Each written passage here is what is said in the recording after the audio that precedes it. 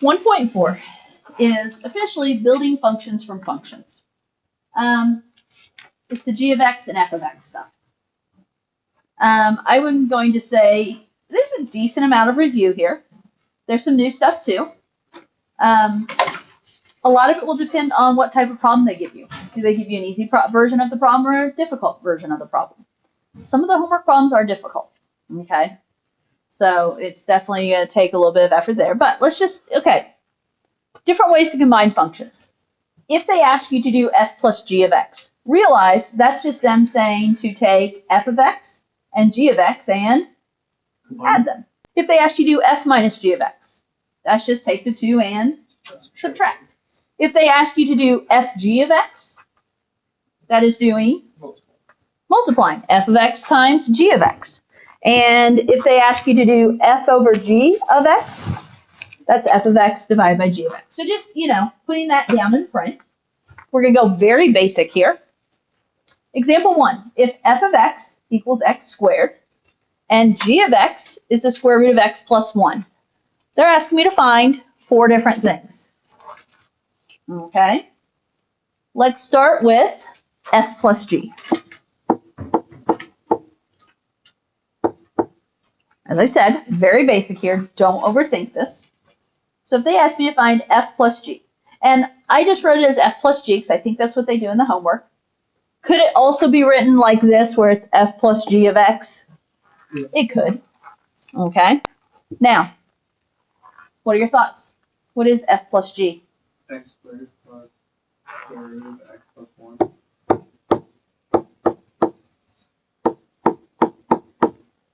And how do I clean it up? You take it like square, cancel out the square root. Can't cancel anything out.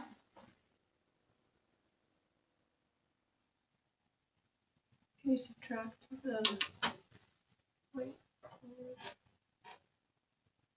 can you set is equal to 0? No. GCF. Are you done?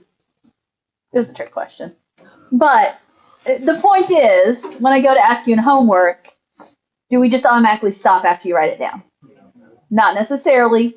Do a cleanup if you can. That could mean adding or subtracting like terms. That could mean, I don't know, adding and subtracting is really just about like terms. Are there any like terms here? No, because I've got an x squared and I've got a square root. Like, there's nothing I can do. I'm done. So that's f plus g. What about f minus g? Same thing, but with a subtraction inside. X squared minus the square root of x plus 1. And what can I do? Nothing. That's my answer. What'd they ask for next? FG? Yeah. What about FG? It would be x squared divided, or x squared over square root of x plus 1. Multiply. Not multiply. Yeah. X squared times the square root of x plus 1. And how can I show that multiplication? Parentheses. Okay, could we use parentheses? What other options do I have? A dot. Could I use a dot? Mm-hmm. Multiplication. Parentheses. No, that can miss. Be careful of the multiplication sign, because if you're talking the multiplication x, I'm going to veto it. You can get confused with x. Okay. X squared root of x plus 1. Yeah. So with the 1. Yeah. Can't I just leave it with nothing indicating the multiplication, just stick them together? Yeah. Yeah, that's multiplication as well, yes? None of those are wrong. Those are all good answers. Okay? I just need you to process what my options are.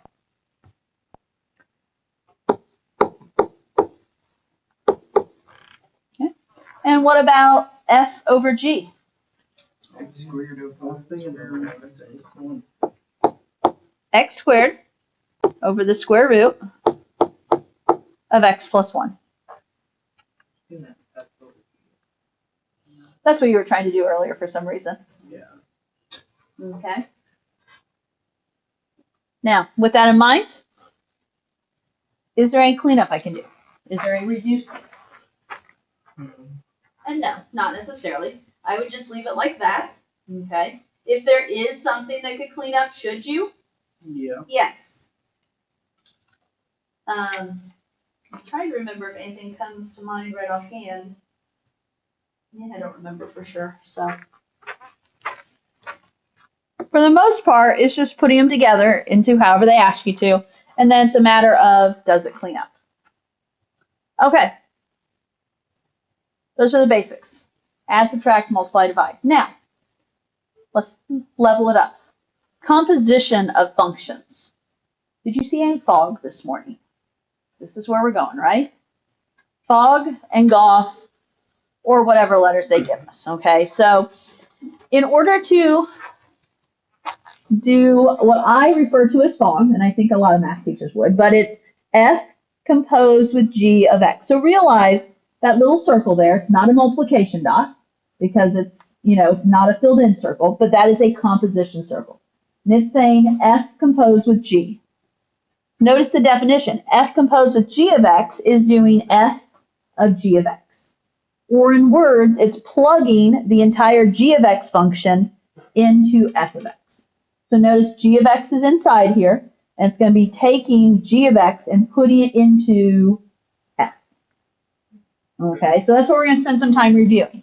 It's a skill you got taught in Algebra 2, maybe even in Algebra 1, I don't know. Okay, but you've definitely seen it. It's just a matter of refining the skill maybe.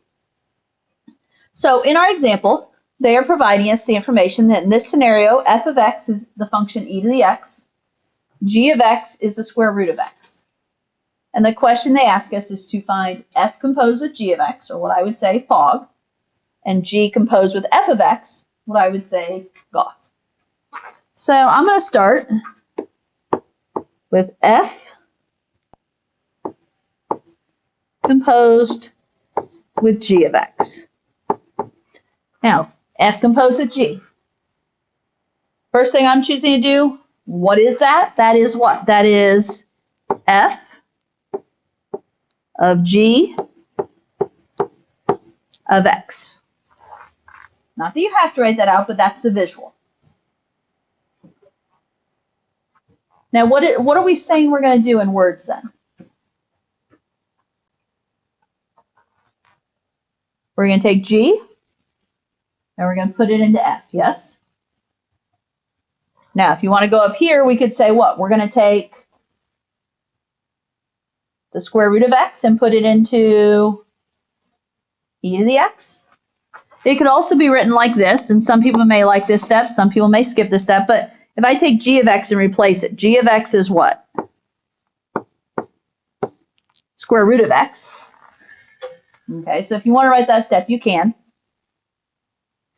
But here's the deal. F of X equals e to the X is provided. We're doing F of square root of X. Every place I see an X, I'm going to replace it with what? Square root of X. Every place I see an X, I'm replacing it with square root of X. My function is e to the X. So how am I going to do that? E to the square root of X. Every place I see an X, I replace it with square root of X. So it was e to the X. Now it's e to the square root of X. So I took that square root of X and I put it into F of X where there was an X. And that is your fog. F composed with G of X.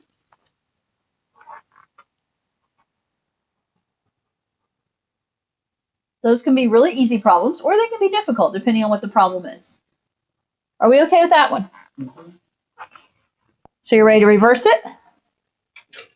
Yeah. Would it be square root of e to the X?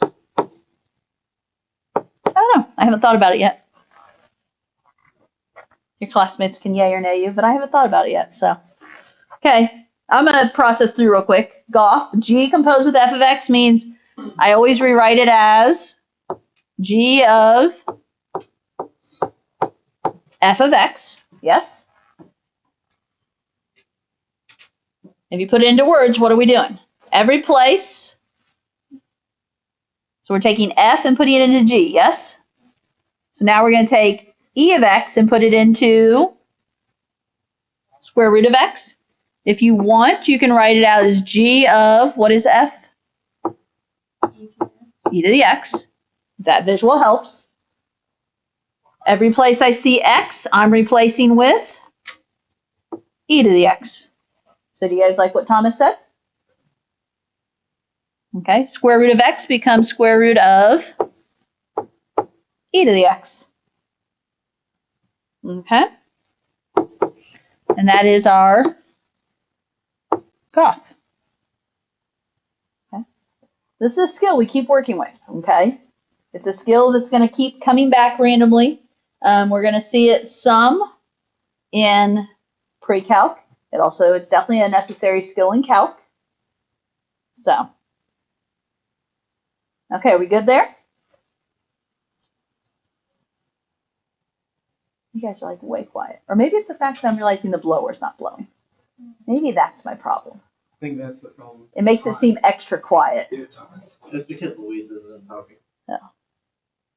Okay, look at the next one. We're still going to practice Fogg and Goff, but we're also going to talk about finding domain. Okay, what values can we put in here? Now, with this in mind, f and g are new, yes? F and g are not always the same. F in this case is x squared minus 1, and g is now square root of x. So let's start by finding what? Fogg? So f composed with g at x. I'm going to write it as f of g of x.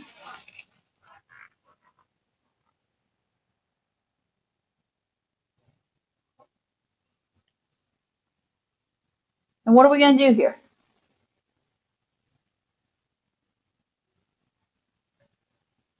Would it be like parentheses around? Like we're plugging. Oh my gosh, we're plugging in the square root of x into x squared minus 1. Okay, are you guys with them? I think so. Can I go ahead and write that down? Yeah. We're plugging in, so g, which is the square root of x, we're plugging over here into x, right? So it was whatever is in place of x is squared. So what's in? Square root of x squared, so just be x minus 1. Yes and no. Are we okay with this? I'll get to my yes and no here in a moment, okay? Okay. The square root of x squared minus 1, correct? Now, do we agree that if simplified, that would be the square root of x squared is x? Mm-hmm. It is, and I agree. On my notes, I didn't actually write that out because I need us to look at this form right here as we think about domain. Okay? I mean, it says first find the composition. Yes, that's not what I'm really grading here. I'm grading the fact that we need to think about the domain. Now, what do I mean domain?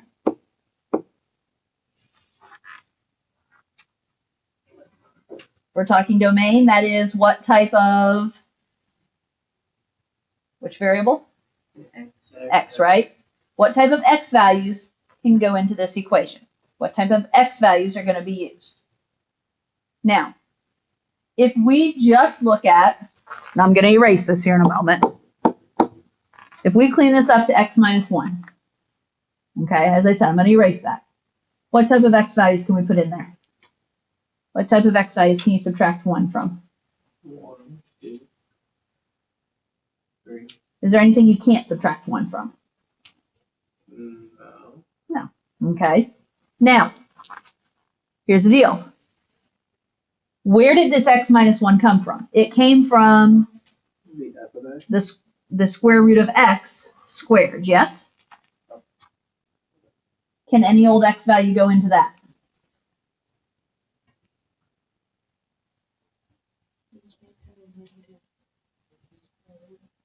Okay. Can we put a negative value into that square root? No. Now I know it becomes x when we square it, but if we're working, this is a composition, if we're working with f and g, is f going to allow me any negative values? It is not. And so we have to take that into consideration. So what kind of domain are we going to want to use? Positive. Because x is under that square root. Remember we talked about this last time in that anything under the square root has to be greater than or equal to 0, yes? Okay, that's going to carry through because that's where this x originally comes from. So kind of a catch there, but is it making sense? Okay. So now, if I put that in interval notation, how have we been putting that in interval notation? All numbers greater than or equal to 0 is what? 0 to infinity. I'll take the parenthesis on infinity. Bracket on 0, because could you put 0 in? Yes. Okay, so domain I'm looking for there is 0 to infinity. Okay. Okay, let's look at our other one real quick. We may or may not get through it. We'll see. We may have to talk tomorrow. The other one is Goff, yes? Yeah. G composed with f of x means I'm doing what? G of f of x. Okay, that's always what I'm going to write out. Now, G of f of x. G of x squared minus 1. Okay, G of x squared minus 1. I'm going to take x squared minus 1, and I'm going to put it into G, yes? What's that look like when I put it into G? X squared minus 1. You guys okay with that? And that is what my Goff, G composed with f at x is. Okay. Now, with that in mind, we've got to talk domain. And something for the record, I should say, can I clean that up if I wanted to? No, it does not clean up. Okay, you could take square roots of individual if it's all one term, but that's two terms being subtracted, so you have to be able to take the square root of the whole thing, and we can't do that. Okay? Now, thoughts? Infinite solution. Not quite. Would it be like the last one? 0 to infinity? Not quite. Guys, I think I only one guess. Minus 1 to infinity. Or no, 1 to infinity. Negative infinity to 1. Union 1 to infinity. The x can't. Oh wait. Well, it can be negative because then if you square it, and Oh wait. I know, so it has to be. What do we know about this right here? Because you're making progress. Guesses are getting better. Oh wait, it's a parabola. Wait, no, it's not a parabola. Never mind. X squared minus 1 has to be what? Greater than or equal to 0, yes? Now, there is some truth where I heard like infinities, ones, negative ones. We're going to put that all together tomorrow, okay? So we'll put this all tomorrow because there's a little trick to it. Anyway.